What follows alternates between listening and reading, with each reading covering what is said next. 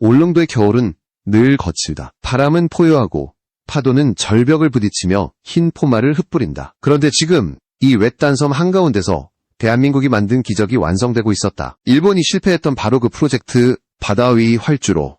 울릉공항의 활주로가 모습을 드러내자 전 세계가 숨을 죽였다. 2026년 초 공정률 90%를 돌파한 울릉공항의 모습이 드론 영상으로 공개되자 일본 언론이 먼저 폭발했다. 한국이 또 속였다.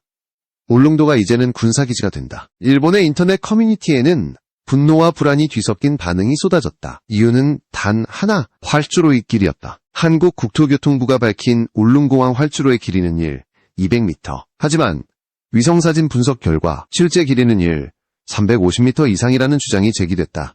일본의 항공 전문가들은 즉각 경고했다. 이 정도 길이면 C-130 수송기나 F-A50 경공격기, 심지어 해상 초계기까지 운용이 가능하다.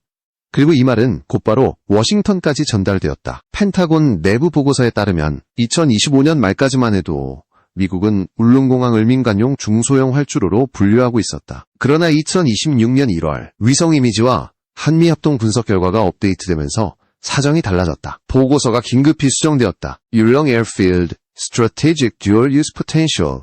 이 짧은 문장이 워싱턴의 시선 하나를 완전히 바꿔놓았다. 사실 울릉공항은 단순한 지방공항이 아니다. 바다 위의 좁은 섬에 200m 이상의 활주로를 건설한다는 건 공학적으로 거의 불가능에 가까운 도전이었다. 그러나 한국은 해냈다. 300m 길이의 지하터널을 파고 해상 절벽을 잘라내어 인공대지를 쌓았다. 활주로의 절반 이상이 바다 위에 떠있는 구조로 이를 지탱하는 기초 파일만 수백 개에 달했다. 일본은 과거 동일한 조건의 미야코지마 확장 공사를 시도했지만 실패했다. 집안 침하와 비용 폭증 때문이었다. 그러나 한국은 완전히 다른 접근법을 택했다. 해상활주로의 하부 구조를 집안 고정형 슬래브 방식으로 설계해 지진과 파랑에도 흔들리지 않게 만들었다. 바로 이 부분이 펜타곤이 보고서를 수정한 결정적 이유였다. 왜냐하면 이 구조는 단순한 민항용 기술이 아니라 전시 상황에서도 즉시 군용 활주로로 전환 가능한 형태였기 때문이다. 길이 350m, 폭 45m의 콘크리트 활주로는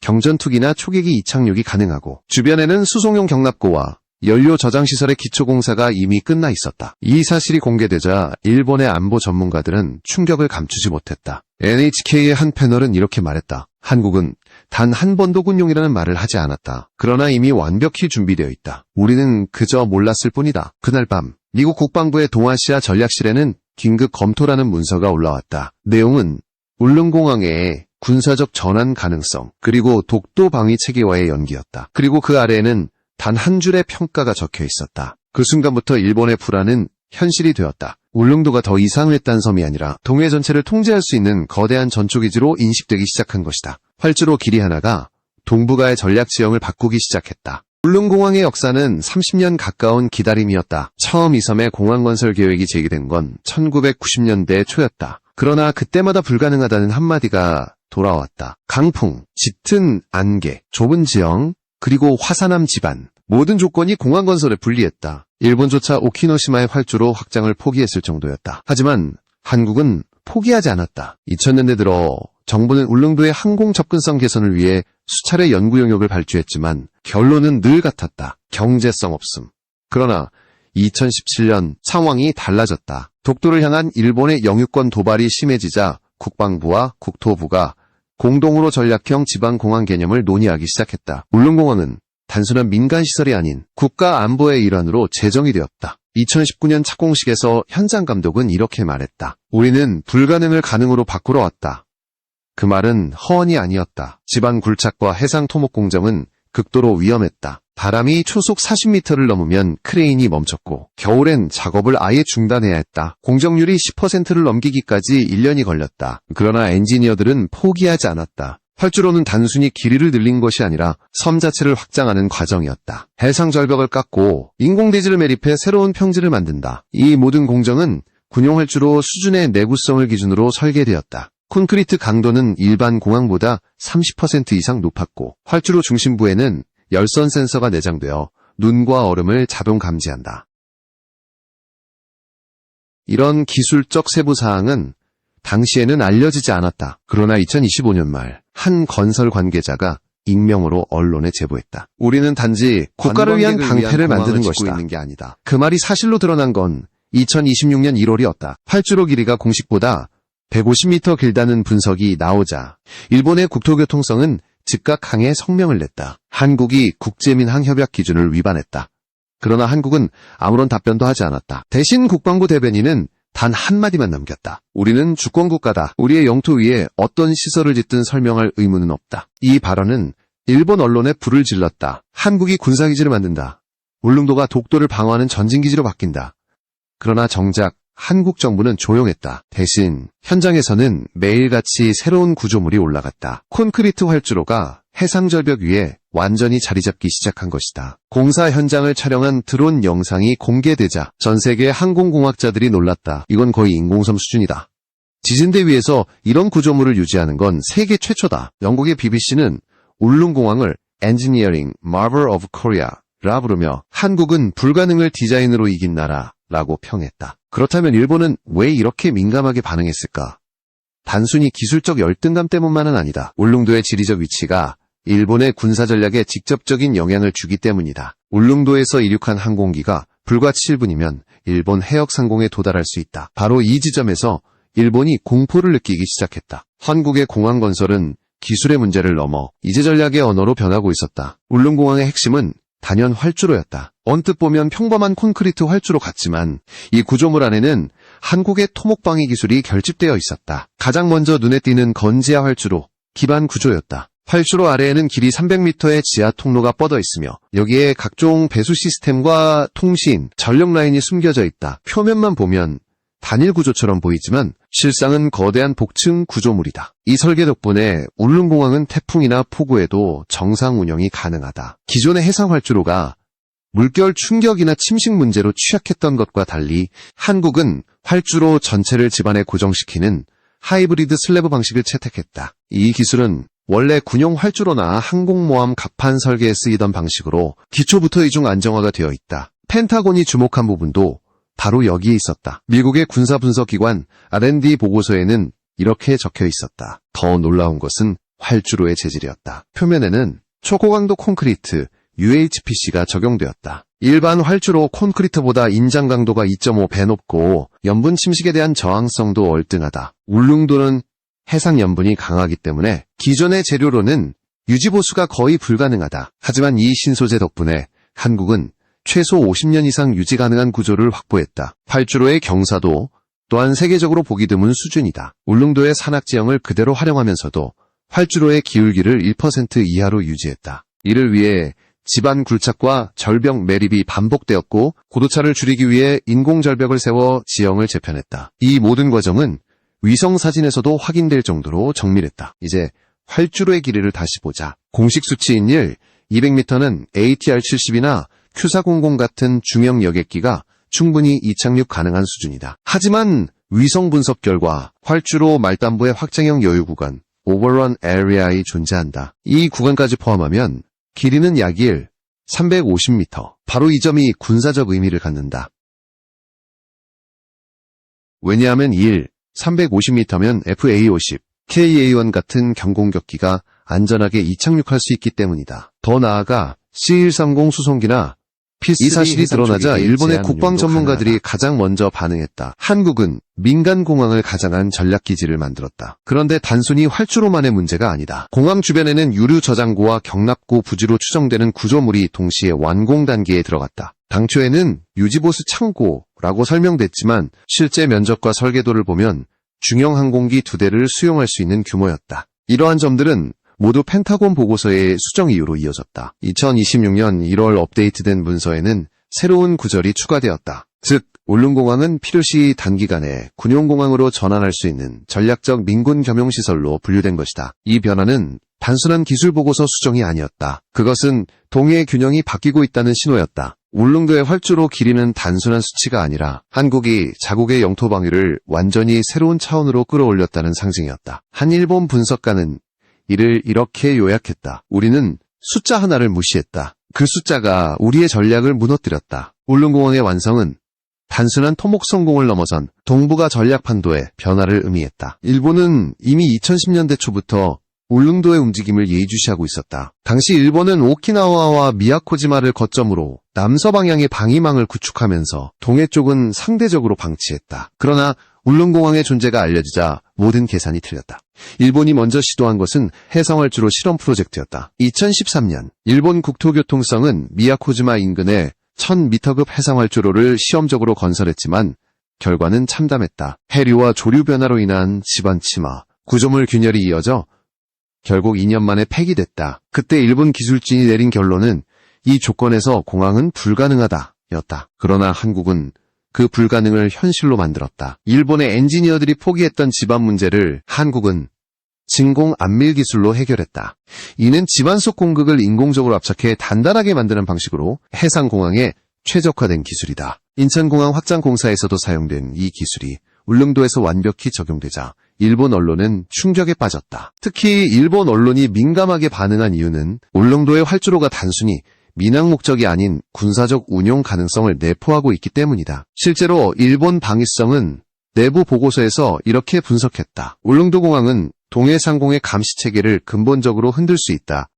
이는 일본의 조기경보망이 울릉도 인근에서 더 이상 우위를 점하지 못한다는 뜻이었다. 한편 미국의 입장도 복잡했다. 당초 펜타곤은 한국의 울릉공항 프로젝트를 민간 인프라 개발로 분류했지만 2026년 초에 공개된 영상들을 분석한 뒤 급히 평가를 수정했다. 미국의 군사분석기관 중 하나인 CSIS는 보고서에서 이렇게 밝혔다. 즉, 민항공 형태를 띠고 있지만 구조적으로는 완전한 전략 거점이라는 의미였다. 이 보고서가 발표된 이후 일본 내 여론은 더욱 격렬해졌다. 한국이 동해를 군사적으로 장악한다. 독도 방어선이 아니라 일본 압박용 기지다.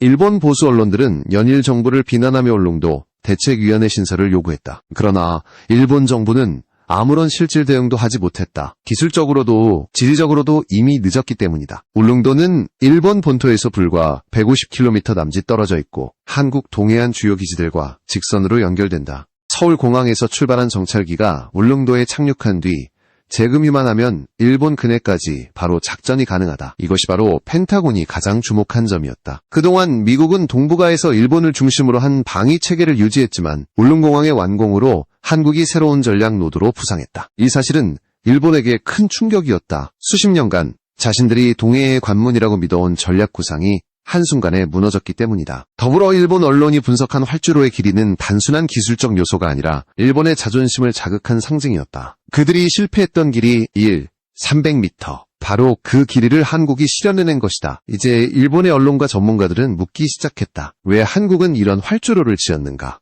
그리고 미국은 왜 이를 묵인하는가? 그 질문에 대한 답은 울릉도 활주로의 구조보다 더 깊은 전략 속에 숨겨져 있었다. 울릉공항의 활주로 길이가 공개된 이후 일본 사회는 충격에서 분노로 그리고 불안으로 변해갔다. NHK와 요미우리 신문은 연일 울릉도의 군사화라는 표현을 반복했다. 한국은 동해를 완전히 장악하려 한다. 울릉도는 이제 제2의 독도다. 일본 국민들은 정부의 강력한 대응을 요구했지만 일본 방위성은 어떤 구체적 방안도 내놓지 못했다. 왜냐하면 기술적 대응이 불가능했기 때문이다. 울릉도와 비슷한 조건의 섬은 일본에 존재하지 않았다. 게다가 일본은 이미 여러 해상활주로 실험에서 실패를 겪었고 현재로선 동해에 항공 인프라를 새로 구축할 수단이 없다. 결국 일본은 언론전을 택했다. 울릉도는 민항용이 아니다. 한국은 미국의 지원을 받아 군사기지를 짓고 있다.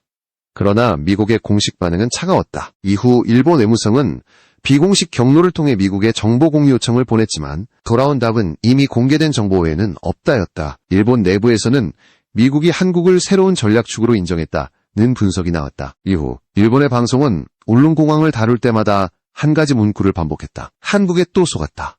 이는 단순한 표현이 아니었다. 수십 년간 동북아 기술 경쟁에서 일본이 앞서 있다고 믿어온 자존심이 무너진 순간이었다. 그 사이 한국은 침묵으로 응답했다. 국토교통부는 울릉공항은 국민의 편의를 위한 사업이라며 공식 논평을 최소화했다. 그러나 국방부는 내부적으로 울릉공항의 전략적 활용 시나리오를 검토 중이었다. 공항 완공 이후 공군은 비상대피용 경전투기 운용과 해상 초계기 임시 주둔 가능성을 테스트하기 시작했다. 이 소식이 흘러나오자 일본의 위기감은 더욱 커졌다. 일본 방위성은 울릉공항이 완공되면 자국의 북부 방공식별구역 ADIZ 일부가 사실상 감시하에 들어갈 것으로 분석했다. 즉, 일본 항공기가 동해 북부를 비행할 때마다 한국의 레이더망에 포착될 수 있다는 뜻이다. 그뿐만 아니라 울릉공항은 독도 방어 체계의 핵심 거점이 될 수 있었다. 기존에는 독도 주변 작전이 강릉이나 포항에서 출발해야 했지만 이제는 울릉도에서 즉시 대응이 가능하다. 비행거리와 시간은 절반 이하로 줄어들었다. 일본 입장에서는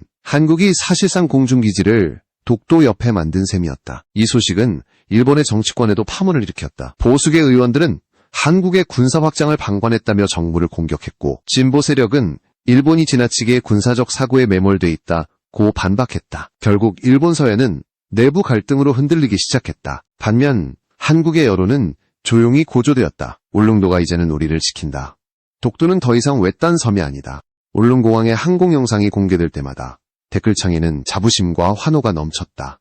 그리고 그 순간 미국 언론에서도 울릉도를 새로운 시선으로 보기 시작했다. CNN은 이렇게 전했다. 하지만 진짜 변화는 이제부터였다. 펜타곤이 울릉공항의 길이를 다시 분석하며 보고서를 2단계 수정하기로 결정했다는 소식이 전해진 것이다. 그 이유는 활주로의 길이가 아니라 의도에 있었다. 펜타곤의 보고서가 두 번째로 수정된 건 2026년 2월 초였다. 이번에는 단순한 기술 평가가 아니라 전략적 의미가 추가됐다. 제목은 이렇게 바뀌었다. 미국은 이제 울릉공항을 단순한 지역공항이 아닌 한반도, 방위망의 전쟁기지로 공식 분류한 것이다. 이 결정은 워싱턴 내부에서도 논쟁을 불러왔다. 일부 전문가들은 한국이 독자적 방위력을 강화하는 것은 바람직하다고 평가했지만 다른 측에서는 이 시설은 장기적으로 주한미군의 역할을 대체할 가능성이 있다고 우려했다. 그러나 한국은 이미 스스로의 길을 정하고 있었다. 울릉공항의 설계는 처음부터 민군 겸용을 전제로 만들어졌다. 활주로, 연료라인, 지하 터널, 그리고 해상 방파제의 각 구조가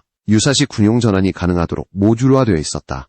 이 사실은 그동안 비공개였지만 펜타곤의 2차 보고서에서 공식 확인되었다. 한국 내부에서는 울릉공항을 불치망모라 부르는 목소리가 커졌다. 독도와 동해를 지키는 전진기지, 동시에 한반도 동부를 보호하는 항공방패, 활주로 길이 350m, 폭 45m의 콘크리트 구조물은 단순한 건설물이 아니었다. 그것은 의지의 상징이었다. 울릉공항의 완공이 임박한 지금 일본은 더 이상 이전처럼 동해를 자신들의 영역이라 주장할 수 없게 되었다. 기술도 위치도 전략도 모두 한국이 우위에 섰기 때문이다. 이제 울릉도의 활주로 위에는 새로운 시대가 펼쳐지고 있었다. 하루에 2번 운항하는 민항기의 그림자 뒤로 해상 초계기의 실루엣이 겹친다. 평화와 억제가 공존하는 상징적 풍경이었다. 한국은 단 한 번도 일본을 직접 자극하지 않았다. 그저 자국의 기술로 자국의 섬에 공항을 세웠을 뿐이다. 하지만 그 한 걸음이 동북아의 균형을 뒤흔들었다. 울릉공항은 단순히 관광객을 태우는 활주로가 아니다. 그것은 대한민국이 스스로를 지킬 수 있는 나라임을 세계에 증명한 활주로였다. 2026년 봄 첫 시험 비행이 예정되어 있다. 만약 그날 하늘에 비행기가 떠오른다면 그 소리는 단순한 엔진음이 아닐 것이다. 그것은 한 나라가 불가능을 이긴 소리, 그리고 동해의 새 시대를 알리는 함성이 될 것이다. 그날 울릉도의 바람은 다시 포효하겠지만 이번에는 두려움이 아닌 자부심으로 울릴 것이다.